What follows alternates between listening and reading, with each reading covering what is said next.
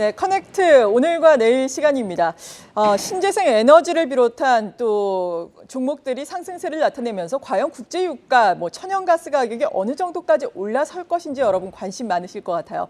오늘 이 부분에 대해서 특별히 짚어보는 시간 마련을 했습니다. 케미컬 에너지 투자자문의 차홍선 대표 모셨습니다. 어서 오세요. 예, 안녕하십니까. 네, 국제유가가 간밤의 변동성이 상당히 크게 나오지 않았습니까? 장중의 변동폭만 보더라도 10%를 넘어섰어요. 지금 8년 만에 최고치를 기록했다, 이런 소식도 나오고 있는데, 사실 국제유가 지금 러시아와 우크라이나의 전쟁으로 인해서 상승 압력은 계속해서 받고 있는 상황이잖아요. 어느 정도까지 올라갈까요? 예.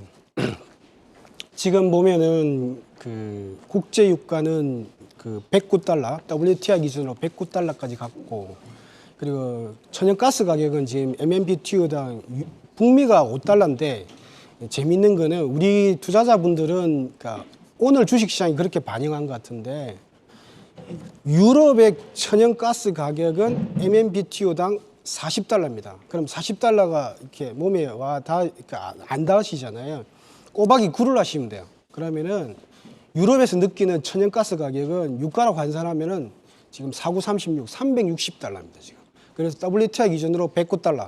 그 다음에 천연가스 가격 기준으로 하면 배럴당 360달러. MMBTU당 지금 이제 40달러. 그러니까 지금 이제 유럽 같은 경우는 그 천연가스를 러시아로부터 받지 않는다는 그 가정하에서 지금 이제 유가가 급등하고 있고, 천연가스가 이제 급등했다, 이렇게 보시면 될 것 같습니다. 그래서 우리 앵커님께서 말씀하신 것처럼 국제유가가 얼마나 갈 거냐, 천연가스 가격이 얼마를 갈 거냐 봤을 때는 결론적으로 말씀을 드리면은 시나리오별로 틀리는 것 같아요. 세 가지 시나리오가 있다고 보여지는데, 첫 번째 시나리오는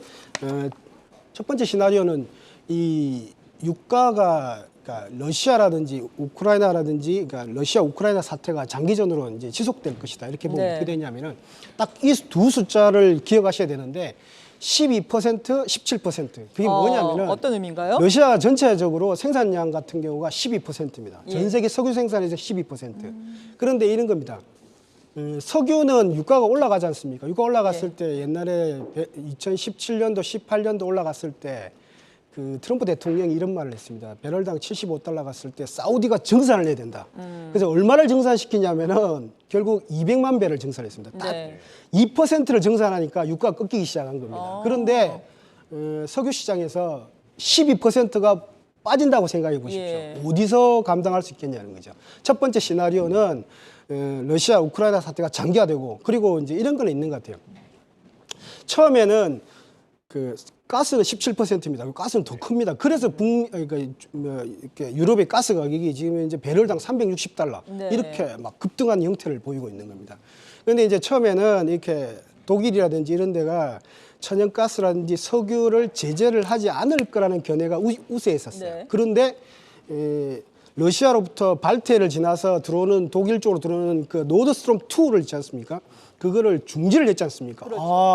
가스를 안 받을 수도 있고 석유를 안 받을 수도 있겠구나. 그럼 12%, 17%가 빠지니까 이게 지금 약간 시장 자체가 패닉이 걸린 겁니다. 자, 그런 상태에서 지속되면 12%와 17%는 미국과 사우디가 증산을 하더라도 역부족입니다. 그러면 유가가 어느 정도까지 갈 수 있냐. 첫 번째 타겟은 115달러, 140달러 이 정도 볼 수 있다, 이렇게 볼 수 있습니다. 네. 그리고 지금 국제유가가 이렇게 올라가다 보니까 지금 국제에너지기구 IEA 회원국들이 유가 안정을 위해서 6천만 배럴 또 전략 비축률을 방출하기로 합의를 했잖아요. 이 부분도 국제유가 상승을 막기에는 역부족이다, 이렇게 보시는 거예요?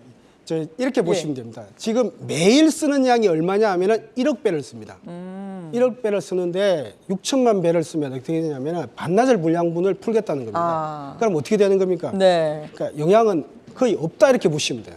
없는데 이게 무슨 신호를 주느냐 하면은 국제 유가가 높다. 석유 소비, 예를 들면 좌측과 우측이 있는데 석유 소비국이 어디냐면은 예를 들면 유럽 38개국, 그다음에 예를 들면은 중국, 그다음에 한국, 일본, 미국도 석유 소비국에 가깝다, 이렇게 보시면 돼요. 그런데 이 전략 비축률을 푼다는 소리는 정말 유가가 높기 때문에 증산을 하라는 압력의 신호로 보여집니다. 그래서 흔히들 보면 이런 신호가 나왔을 때는 흔히들 증산을 했고 유가는 떨어졌다. 그래서 지금 현재는 더 이상 못 참겠다는 신호를 지금 현재 선진국이 그 생산국한테 보내고 있는 겁니다. 네. 그래서 그 물량 자체 임팩트는 그렇게 미미합니다. 미미한데 그 의지의 편입니다. 안 되면은 우리가 네. 다른 수단이라도 강구를 하겠다는 그런 의지의 편이다 이렇게 보시면 될 것 같습니다. 그렇다면 대표님 좀 시나리오별로 말씀을 주셨는데 시나리오별로 좀 어떤 종목을 살펴볼 필요가 있는지 좀 업종군 원래 어떤 게 보면은 있을까요? 주식시장이 IQ가 200이라고 그러지 않습니까? 네. 그래서 우리나라 주식시장이 정확하게 반영하고 계신 것 같아요. 그래서 우리나라 주식시장은 오늘의 예를 들면 미국도 오늘의 예를 들면 유가가 올라간다고 보시는 것 같아요. 그래서 어떻게 올라갔느냐 하면은 이 석유 쪽 ETF, 그다음에 뭐 엑스모빌이라든지 쉐브론 같은 석유 기업도 올라갔고요. 그다음에 또 중요한 게 이런 거 있습니다. 우스갯소리로 이런 건데 고등어의 원료가 뭔지 아십니까? 고등어의 원료가 바다에서 만든다고, 바다에서 우리가 생산한다고 이렇게 채취를 한다고 그러지 않습니까? 네. 네. 그러니 고등어의 원료는 경유라고 그럽니다. 왜 고등어의 배를 타고 갈 때 원료요? 경유라고 그러거든요. 우스갯소리로.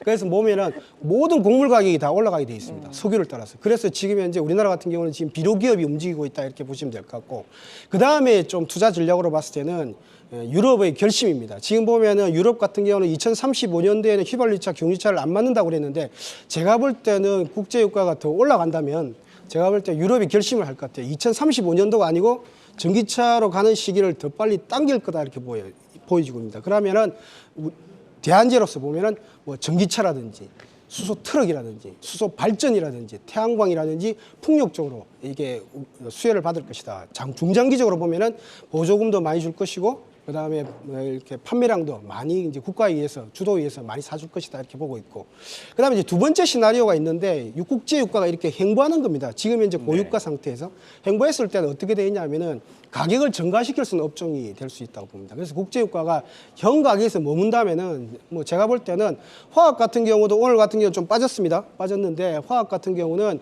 유가가 올라가면은 그 뒤에 후행적으로 이렇게 가격 자체를 올리니까 화학도 좀 이렇게 유가가 지금 현재 유가에서 멈출 때는 괜찮아 보이고, 그 다음에 이제 유가가 떨어지는 경우는 좀 늘 말씀드렸지만은 직접적인 영향을 미칠 수 있는 네. 뭐 미국 같으면은 뭐 저번에도 말씀드렸지만 델타 항공 같은 경우는 직접적인 수혜를 보고 네. 유가가 떨어질 때는 흔히들 보면은 코스피라든지 전체적으로 지금 지수 전체적으로 좋아지는 거기 때문에 유가가 떨어지는 경우에는 제가 볼 때는 뭐 이렇게 직접적 수혜를 받는 업종 그게 좋아 보인다 이렇게 보고 있습니다. 네, 하지만 또 국제유가의 고공행진은 또 이어질 것으로 보는 게 합당하겠네요. 지금 주식시장의 트렌드로 봤을 때는 지금 이제 조금 더 지속되지 않겠느냐 보이는데, 그런데 단 한 가지 변수가 네. 있습니다. 뭐냐면 러시아입니다. 러시아가 지금 현재 보면 자기들 자국의 수출 비중에서 65%가 석유와 가스로 움직이게 되고 있습니다. 자, 받는 쪽에서도 12%, 17%지만 주는 쪽에서는 65%거든요. 그래서 만약에 석유와 가스를 안 받는다, 정말 서방 선진국이 안 받는다 그러면 러시아의 GDP에 미친 영향도 지대할 거로 보는 겁니다. 그래서 저 같은 경우는 고유가 내지는 뭐 떨어질 거라고 보는 거고, 오늘 주식시장 같은 네. 경우는 오히려 장기적으로 조금 길어질 것이다. 그래서 그렇죠. 또 올라간다고 말씀하시는 것 같습니다. 네. 지금까지 시나리오별로 이 관심 업종과 전략에 대해서 말씀 주셨습니다. 지금까지 차홍선 케미칼 에너지 투자자문 대표였습니다. 오늘 말씀 감사합니다. 고맙습니다. 감사합니다.